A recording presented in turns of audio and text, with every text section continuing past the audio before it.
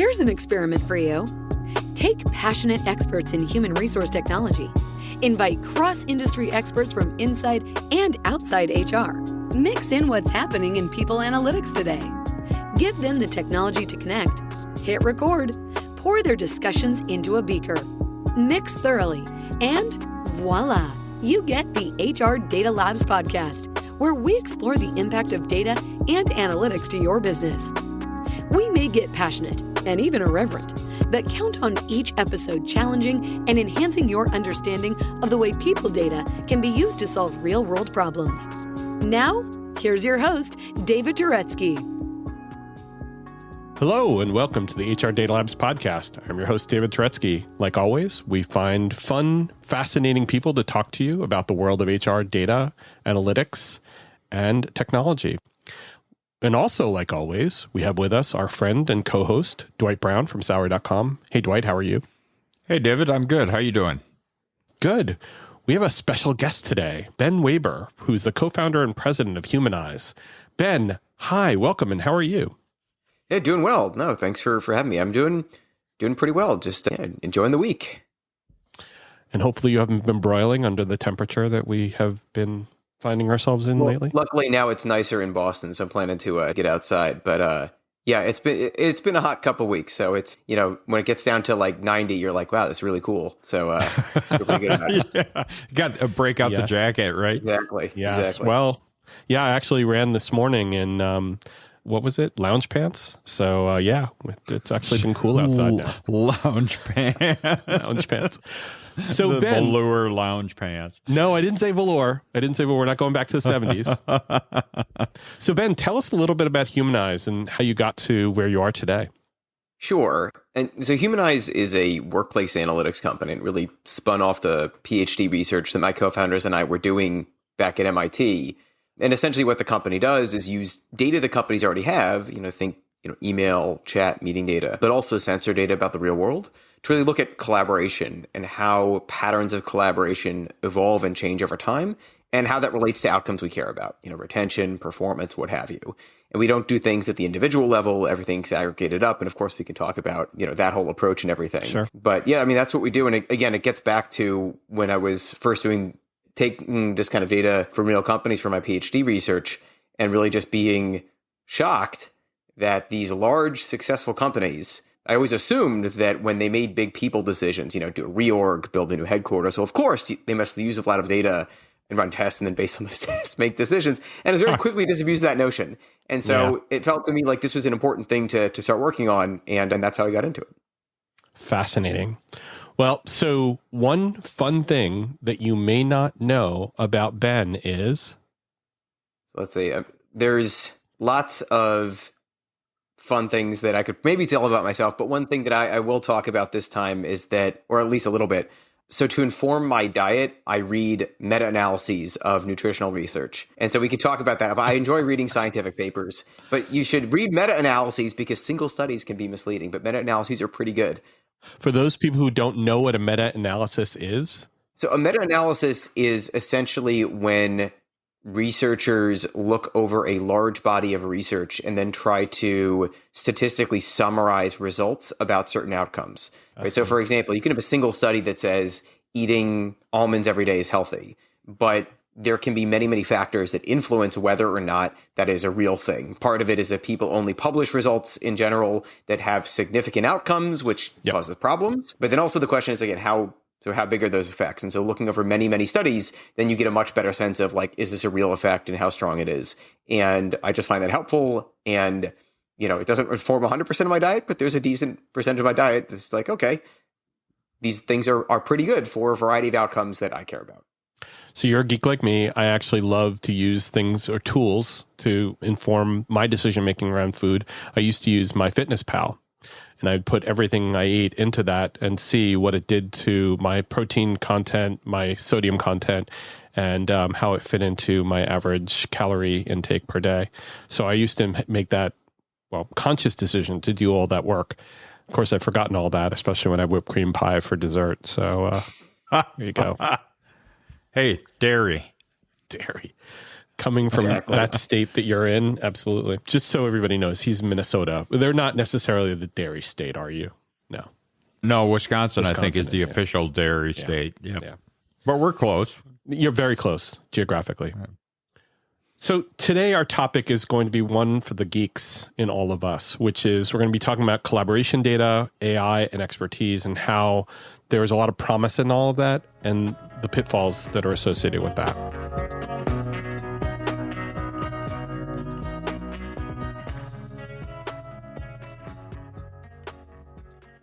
So my first question for you, Ben, is then, what is collaboration data and how can it change how organizations manage themselves?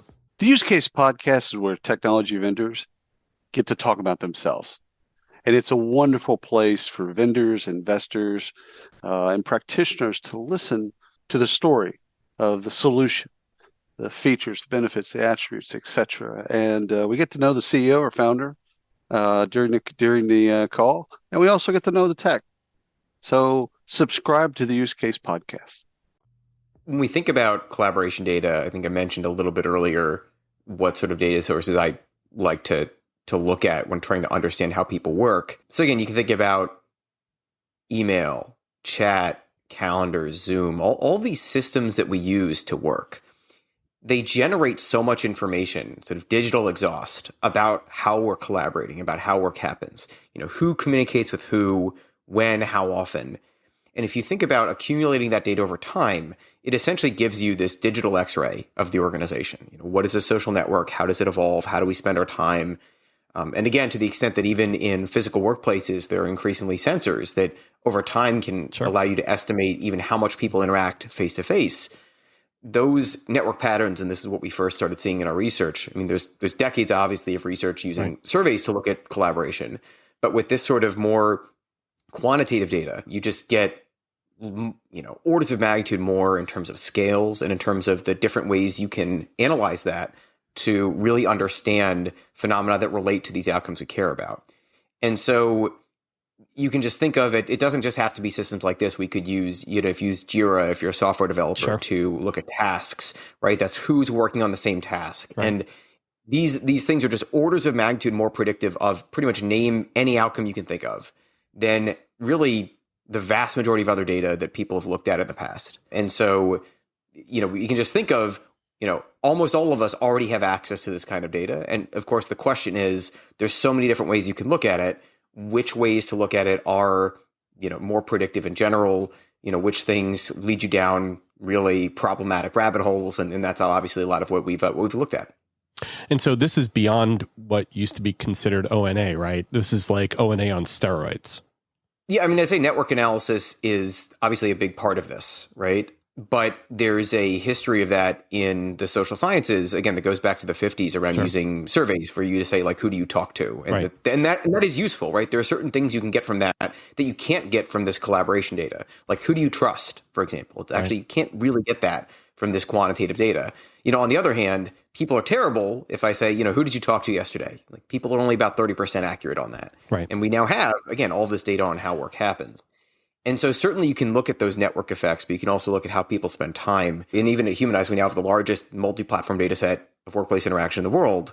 And so that means you can start looking at not just what happens within a single company, but how does work change in general? And that's where you start getting network effects even beyond single companies. It starts to get very fascinating. I imagine there's a lot that would need to be done to be complete about the picture, to take into consideration things like cell phone data, as well as, Slack and Discord for kids. I don't know how many companies are actually using Discord, but I know kids talk mainly through Discord these days. And so are we trying to be complete or are we trying to be good enough? What does good enough mean when you're getting to this kind of analysis? Because you could be losing a lot of flavor for what might be available data, but a little bit harder to get access to. Yeah. I mean, it's an important point. So first of all, the data is never going to be complete. Never. And I think people have to accept that. Right. And people also they can't pretend that it is complete because it will never be complete. To your point, let's talk about, cell phone data is a great example. Sometimes we get access to that, right? Sometimes people use company-related cell phones and we can look at that data. And again, we could talk about how we process it. We don't collect names. It's all sort of pseudonymized on the code. So it's important issues and we're happy to talk about it. But even when you get that, You still don't get personal cell phone data. Right. Right. You'll never get that. If I meet you for coffee after work, I'm never going to get that. And the way to think about this is, again, I do think this idea of good enough is important, right? So first of all, it's what do you have? What can you start with? And then trying to at least subjectively get a sense, either through surveys or through interviews, where are your holes? And you try to always get better, but you're never done is the thing, right? And this will always change. Maybe today you wave a magic wand and I get Slack and I get 100% in there. Right. I mean, you won't actually, but pretend you do. Right. In 3 months, it's going to be different, right? And so you have to constantly look at this, right? Because it really speaks to not just the accuracy or quality of the analyses you can do, but also it speaks to what biases are going to be in there, right? Exactly, yeah. Mm-hmm. Yeah, I mean, if you can imagine, for example, if older employees are more likely to use personal cell phones than younger employees, then your metrics are going to be systematically biased against those folks, and you wouldn't know it, right? You would never know it. Well, those people are also going to probably get together after work, right? They're probably going to go out for either a drink or coffee or whatever. And those offline conversations, unless they're in your calendar, which they usually aren't, we're going to go down down the street for a pint at the pub, unless those things are actually in something, there's no way to capture them. And the bias that can be interpreted from them, where we didn't invite XYZ to this thing, the exclusion is actually important, right? Yes, absolutely. No, I mean, this is something where I lived in Japan for a while and we have a bunch of Japanese customers, and obviously in Japan, even more than in the US or in Europe, it's a very common thing you go out for for dinner or for drinks with your coworkers, but who does that really matters, and it obviously has a lot of career relevant outcomes, exactly, things like that. And so you have to be aware that these things are happening, right? And to what extent are they happening? And again, you're never going to get 100% predictive power on anything. That being said, with what is easily available, you can do extremely well, right? And it's but always acknowledge that you have those gaps. And I think one of the tensions is, first of all, I think to your question, being satisfied that, okay, we have enough to do some valid analyses, right? But also acknowledging to, employees, folks in leadership, when you're presenting these analytics, that they're not complete, but doing that in a way that doesn't totally undermine like the fact that this is so much better than anything anyone has ever used before. Right. And so the only difference is that those, what's missing is very clear.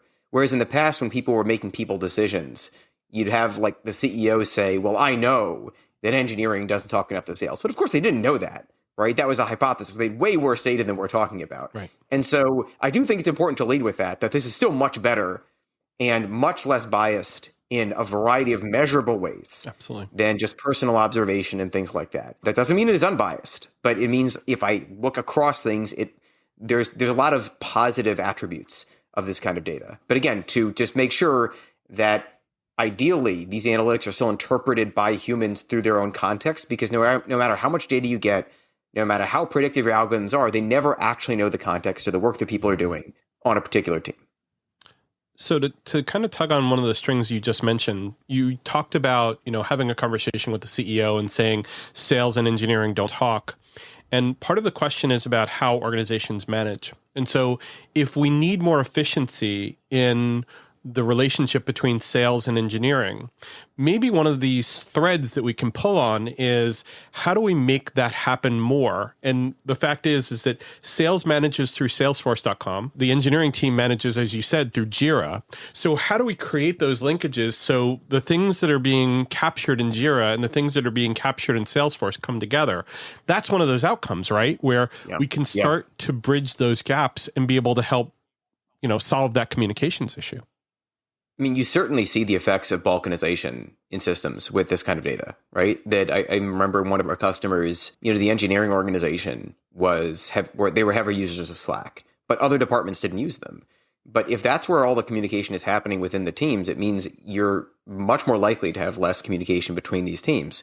And so this is always a question when companies look at things like collaboration technologies, right? And they use more and more things that are purpose-built for very specific applications. And that's not to say it's bad, but it's to say, well, you better understand the implications of that for how people work. Because even if it makes a particular task that a team does more efficient, if it detracts from the coordination and collaboration that has to happen across teams, it may be negative. That's not guarantee it is, but I'd want to know that, right? And I think, again, this is something that people don't look at, because most of the time, like, I'm going to be working, if I'm an engineer and I'm working on Jira, I might feel way better using Jira than Salesforce, right? Course. And so I feel more productive. And if you say, well, I'm going to force you to use Salesforce, you might say that sucks. And I am actually spending more time on this, and I feel less productive. But you don't appreciate that actually now you communicate slightly more with this other team that vastly speeds up their work. And this is where, again, this kind of data can be very helpful, because it makes those things visible. It doesn't say, again, it's hard to say for every single instance whether this is right or wrong. Again, you can correlate it, but correlations, it doesn't guarantee that it's correct, right? It still means that's what I would try to, again, you can't have causation without correlation, to be clear. Sure. It's still important to know that, but I'd still want to test these things out, and I'd still want to look at this over a long period of time. But again, doing that to sort of take a lot of the emotion out of these decisions, I think is really useful. Like what you hear so far? Make sure you never miss a show by clicking subscribe. This podcast is made possible by Salary.com. Now, back to the show. So maybe, Ben, we might be able to use tools like artificial intelligence and machine learning to help us inform how those situations can get solved with this. Because, AI is different than tools we've used before, right? It helps us learn about data sets that in ways in which we're not necessarily tuned. Our mind necessarily isn't tuned to be able to create those correlations. So is AI the answer? I mean, I think in general, tools from AI or machine learning are helpful, but I do think we probably do ourselves and the technology a disservice by even referring it to names like AI. Like, I hate that name personally. Like, I like to call it adaptive statistics, because that's what it is. Like, just to be clear, like, these things are correlation engines. That's all they are, right? And what is interesting about them is, again, they can ingest, what makes them more productive is lots of data, right? So it's interesting when you look at a lot of these models, why suddenly have things been able to get a lot more predictive, or can we do, image generation with these algorithms much better than we could in the past? It's not because the algorithms themselves are different. Like, they're not. They're the same things they were in the 80s. The difference is that now we can literally mine every single piece of text on the internet and look at, when you say X, what happens in an image. And that's all it does. Like, it's very dumb from that perspective, right? But again, to your point, it can find these relationships that it would take humans way too long, to look at. That doesn't mean it's real, though, right? So if I train an algorithm, I say, I want to train an algorithm to recognize pictures of dogs and cats. That's all I want it to do. And so let's say I feed in tons of pictures of dogs from the internet, but it turns out that the background in every single image of a dog is blue. And I feed in, millions of images of cats. The background in every image of a cat is white. And then I feed an image of a dog with a white background. It's going to say it's a cat. Because it's not learning like a human. There's no learning actually happening. It's just correlation. What's the simplest thing? It's that, right? Yeah. And so it's useful for generating hypotheses, right? Like, it is. It's very useful. It's very useful for showing these relationships at large scales. And a lot of the things, again, we couldn't do those in the past. And what's also nice is that it changes over time, right? We get new data, these things can change, and that's great, right? But it also means that if there's these, these spurious correlations or things that don't matter, or these biases that creep in, you will not, you have to be very attentive to them. And so I do think there's a lot of potential in using these algorithms in, the people space in general. But that I do think a lot of folks are like, oh, well, AI is going to solve all our problems. And it's like, no, it just updates these things more regularly. Like, it's fine. It's useful, but it depends on what you're trying to do. Well, and so often we have these unrealistic expectations, as you're just pointing out now. We've got these expectations that somehow, people think that we're waving a magic wand and spreading pixie dust on something, that we're going to have this huge, momentous revelation that comes from the AI. And one of the pieces that you touched on before, I think, really gets to that point, and that is that as you're running some of these analyses, it really becomes about visibility. And ultimately, at least to me, the best use of AI is to use it to generate more pointed and other questions that you then go forward to try to answer. Yes. And I think that we also have to, especially when it comes to within organizations, right? Like, we're not dealing with, testing what links do people click on a website to buy stuff, right? So we can't generate tests with the same frequency that you see online. And so that means that people have to take action from this kind of data. Mm-hmm. And so you might have an algorithm that is more predictive, but that you're not able to expose, how much do different factors influence that prediction, right? Right. That's way less useful than something that is marginally less predictive, but that you can expose those correlations. Because then a person could see that and say, oh, well, for this group, the thing that most drove this suggestion is that people have a lot of focus time, focus work time. But actually, this group shouldn't be doing that, so this is irrelevant. And an algorithm is never going to know that, right? But you would know that and say, okay, I still appreciate that, flagging that. And for a lot of cases, it will be correct. But that kind of exposure, I think sometimes people, again, get enamored with, there's some tool that gives me such high predictive power, but sometimes a slightly simpler tool, right, would actually be much more useful and much more effective and much more valid for larger groups. But that's why when we start talking about these technologies and we use them in the context of people analytics, one of the things that drives me crazy is that there's not enough of an N, usually, to be able to get reliable predictions on what it is that they're trying to solve for, unless you're talking about a Walmart or you're talking about an entire industry. Right. And you have so much great data about the SOPs that a job is supposed to be utilizing. So the context for a job, the skills needed in a job, the skills of the individual employees in the job. You have to have the complete model. To me, you have to have at least a more complete model to be able to make not just better predictions, but ask better questions and get better answers. Yes. And the problem is that, and we've said this 1,000 times on HR Data Lab, so I apologize to the people who've heard me say this too much, but HR data sucks. And so the fact that the data sucks means that the models that are generating the questions or the answers that come out of it have to be able to create assumptions that say the data sucks. And so here's what we can use out of it to be able to do what? Predict something or be able to give us back some intelligence. Even using AI, the algorithms to talk about, to be able to talk about how much should a job get paid.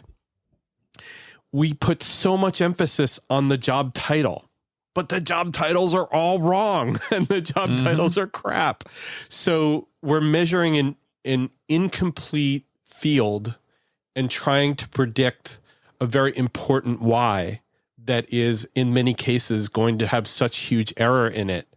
And sorry for the diatribe. All I'm trying to say is that the application of these algorithms to people analytics to me seems flawed by its very nature. I think that there's a couple of really key points here. So one is when you first decide, for example, I want to figure out what salary I should give a person. I want to train an algorithm that's going to tell me for a job candidate how much should we pay them. What you first have to appreciate is how much bias is already in that setup of that. What are you optimizing for? Because there's many things I could say I want to optimize for, how much money the company's paying.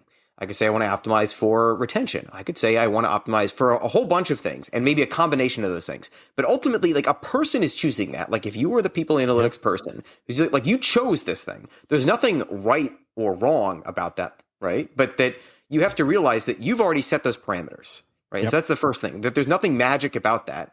Right. You can optimize the hell out of whatever you want. And that's just your choice. And so there's nothing.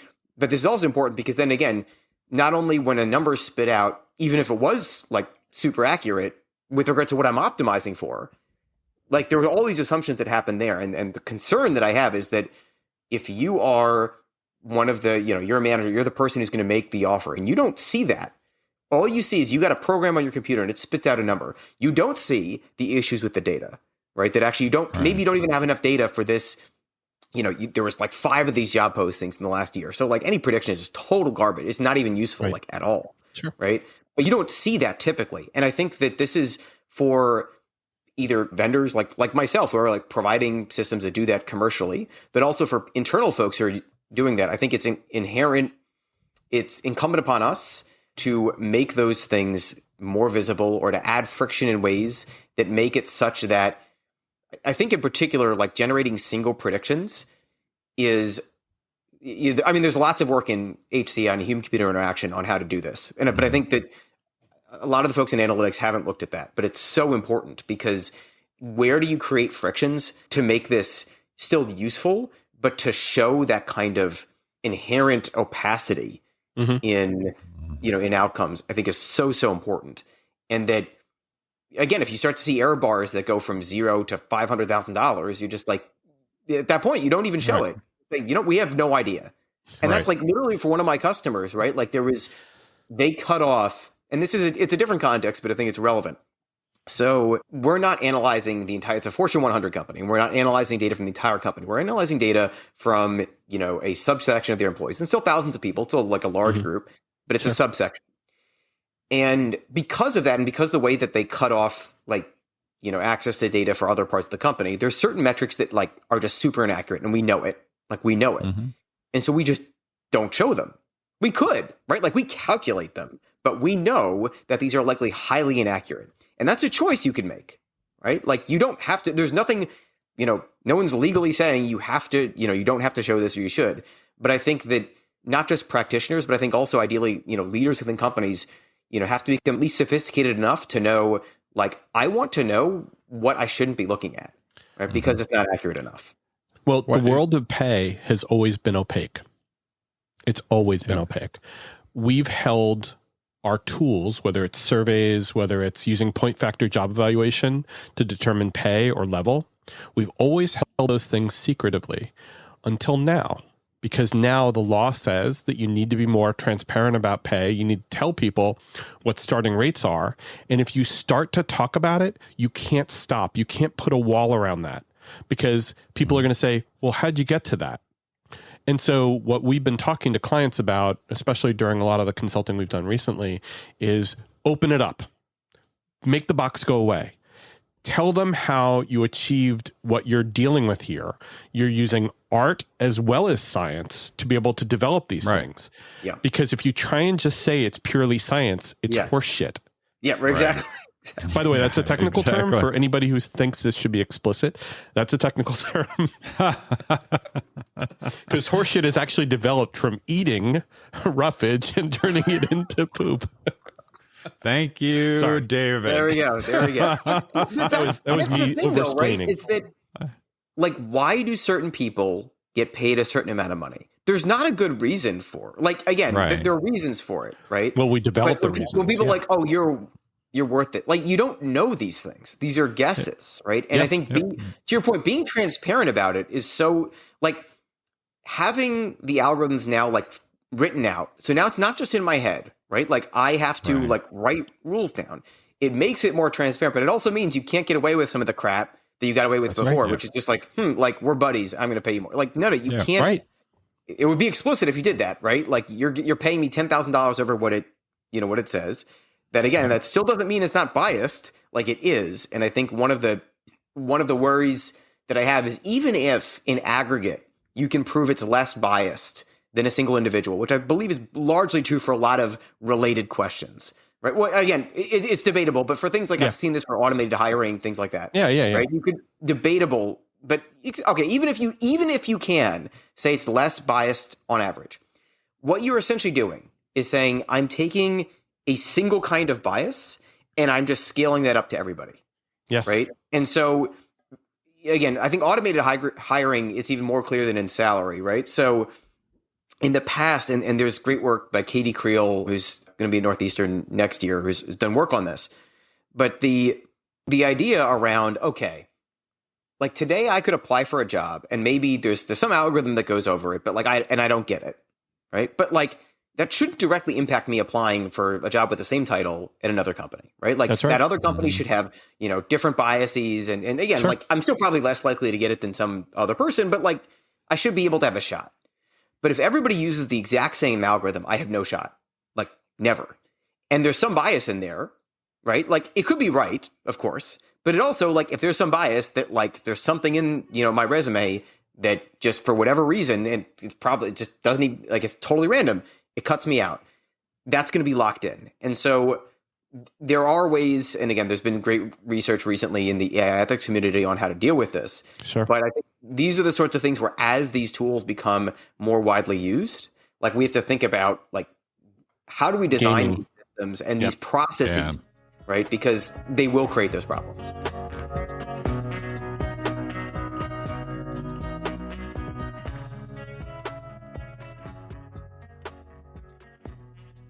So let's go to the third question, because I think this one's going to be even more fun, which is around expertise and how management today is usually done by leveraging, and I hate this, I hate the term best practices. People use it all the time in terms of consulting, and it's just not true. We don't use best practice. We use the most applicable practices, but I'm not going to get there yet. And how does this deal with, or how does this impact people analytics inside of organizations? I think when it comes to work in general, everybody works. And so everyone thinks that they're an expert on work and management. And that creates problems because the vast majority of people don't understand what actually leads to the outcomes that we care about, right? I care about high performing organizations. I care about, low attrition, let's say. What does that? Right. What most people do now, right, is, again, best practices. But what does best practices mean? Best practices mean I see some successful company and I copy what they do. Right. That's what it is. Mm-hmm. Or that we've been successful for a long time, so we're going to keep doing what we've been doing. Is that actually what led to success? Like, unclear. Right? Now, again, you have like Netflix, for example. I'm going to call them out. Right? People said, well, they have this culture deck that they posted online, and their culture, that must be why they're so successful. Well, it turns out their culture's crap.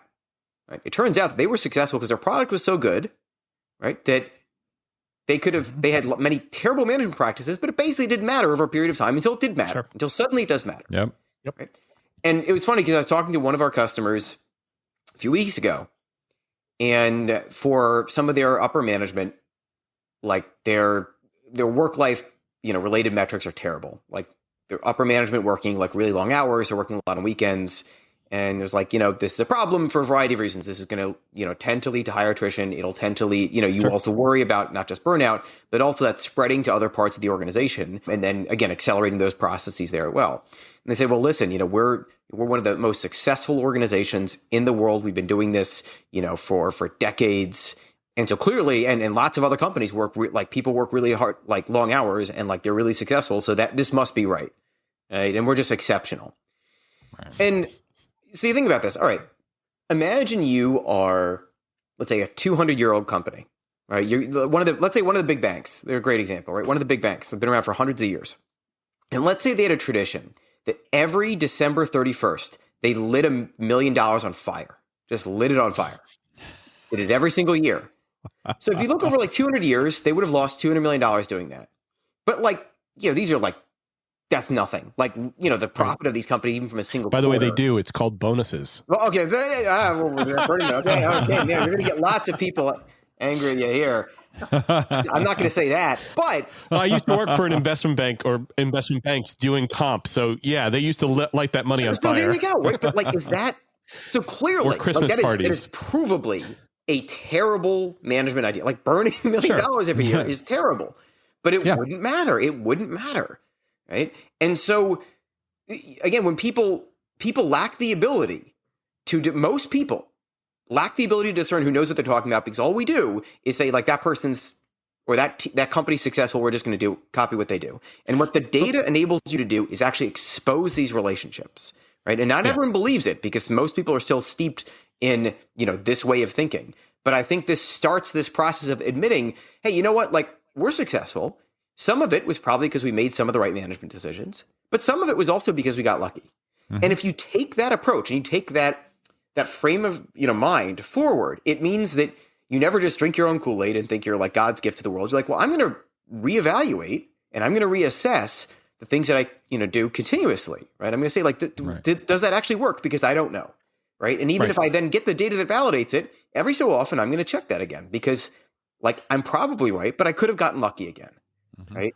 And I think that it's just much more honest. It's just a much more honest way of managing. And then I can even communicate to employees, right? Not pretend, oh, I know this new process or this new pay structure is the best. Like, we don't know that. It's a hypothesis. Here's why, right? And reasonable people, you're never going to make 100% of people happy, right? But reasonable people see that, okay, like, I get it.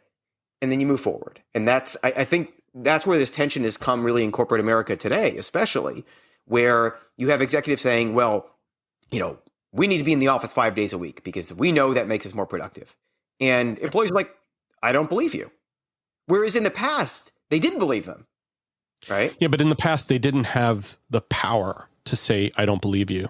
In the past, they said, yes, sir, or ma'am, and then just did it, right? Yeah.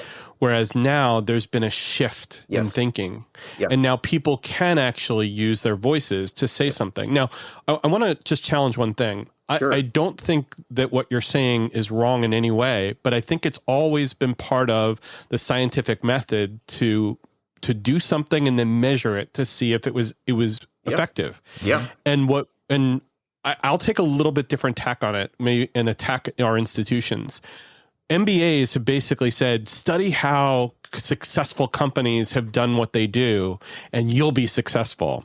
And I think that's horseshit. Again, the technical version of that. Yes. Because if it works for you, that's great. But do it, measure it, see if it's successful. Yes. Don't just buy it hook, line, and sinker. Say the GE way is the way we should be doing it because GE has always been successful.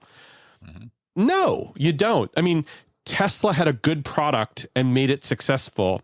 I don't think anybody would necessarily say just because of Elon Musk. It was because they engineered a brilliant product. Some people would say that. Some people would say that. They would. But this is the thing. So what I will say in the defense of business schools and MBAs of the past is that I will say that a couple decades ago, especially, it was you couldn't measure this stuff fast enough for it to make a difference. Like you couldn't, right? So if you do a reorg, right, to change how people work, right, without the kind of data that I've been looking at, how would you do that? Well, I'd have to ask you on surveys, basically, right? But it takes a long time for these sort of things. And there's other things I could look at, but you don't have nearly the frequency. There's other. I mean, again, I'm simplifying it, but in terms of the speed of data collection was such that you couldn't get enough observations with enough accuracy, to figure that out in a time where I could test this in a 6-month period, right? I would argue that would be my argument. Right. I mean, look at it this way. It gets to what we've been talking about too, and that is that the value is in the context around things. And, to say that doing things the GE way is going to make you successful, well, you got to look at the context around it. Maybe it will, maybe it won't. Maybe some parts will, maybe they won't. Yes. And that's something that I'm really hoping for from AI, especially in the people space, is that we can start to generate algorithms that can pull in that context and can better inform, will this work for you? Or is there a good chance this will work for you? It takes a lot of data to do that, though. I mean, this is something where, at least in my work, I've been very cautious. It wasn't until literally a little bit over a year ago that we felt confident releasing benchmarks on certain things because I just wanted to make sure that we have enough. But I can't even do it. Just be clear, I don't even have enough data on single industries to show things. I'm not confident. I have data from industries, but I'm not confident enough yet. Yeah. I also what's the impact of if you do some particular training program? What is the impact of that on how people work? You need many repetitions, and David, I think you sort of brought this up as well, right? Something I will say a general rule of thumb that I tend to is I want to see a couple dozen repetitions of something before I feel pretty good about providing an estimate of the effect. Yeah. The reason is that if it's a low effect size, if I need a million repetitions, I don't care. I just don't care. It's the effect size is too small. Who cares? But if it's a couple dozen and you see an effect, you're all right, well, you're not going to see an effect unless it's probably pretty strong. And you still want to keep validating, but you feel pretty good about it. But so you need that, right? I need a couple dozen. And so that's what I'm looking for. But I think that's, again, in a similar way, if you say, well, how should I pay, a certain class of worker and what does that do for retention? It's all right, I got to see that for that job title a couple dozen times, right? Yep. And until you see that, you got to be careful. Got to be really careful. But the world isn't perfect. There's economic business cycles. So even if you had two organizations who are literally exactly the same in every single way, they're carbon copies of themselves, but one does it to this year and one did it in 2020, they're going to have a different effect because of the business cycle when it happens. So there's a seasonality to this that and the topic that we're talking about here is expertise, right?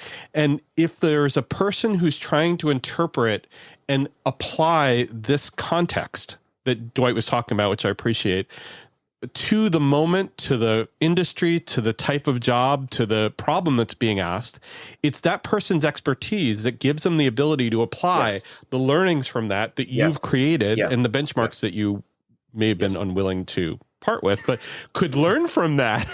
It's that expertise that gives them the context.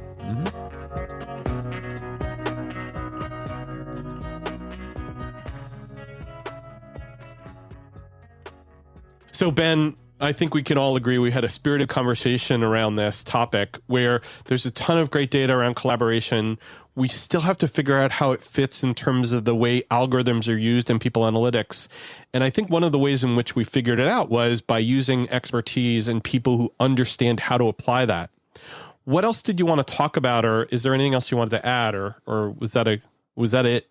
Did we solve the world piece right there? Well, I think we made a good cut. Right. I do think that what is important moving forward is not just for people to be aware of these issues, but I think that organizations, I think governments, I think regulation is going to be very important here. But I also think that given the power of these analytics and given the influence they have, that, things like ethics committees with external members, that publish things publicly should be there. I also think that professional ethics needs to be a much bigger part of the people space in general.